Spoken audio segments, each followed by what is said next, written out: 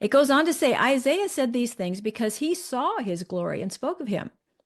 Nevertheless, many even of the authorities believed in him, but for fear of the Pharisees, they did not confess it, so that they would not be put out of the synagogue, for they love the glory that comes from man more than the glory that comes from God.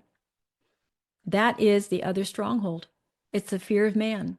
And I would put even two descriptors in that, because fear of man, we've heard that phrase so much. But the two words that keep coming up in recent weeks is familiarity and loyalty. I've mentioned before, I believe there's familiar spirits that are in operation here.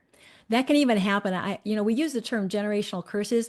My husband and I are beginning to believe more and more that actually what's happened, and even in my own life, is freedom from familiar spirits. They're so much a part of your family, so much a part of your history, your background. It's so familiar to you, you can't imagine anything else. That is happening, amongst a lot of leaders. They're so familiar. They've been around so long. This is so familiar. They can't see past it. That's what's blinding them. Or loyalty.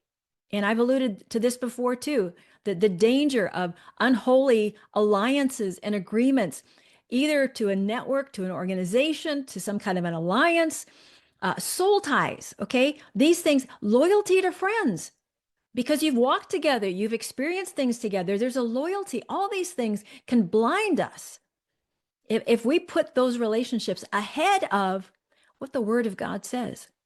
It's blinding people, the fear of man. And it's interesting, in this passage, John says, there were some that did believe, but the fear of man prevented them from saying anything. I would simply appeal to you, if any of you are watching this, any of you leaders who can identify with this, that you are a leader and you know you have a voice and that you probably should be stating something, but you are not, because you are afraid of other leaders. You're afraid of other peers that are going to put you out. They're going to reject you. They're going to say you can't be a part of our club anymore. Remember who you serve and remember who you have to answer to. We need the fear of the Lord, not the fear of man.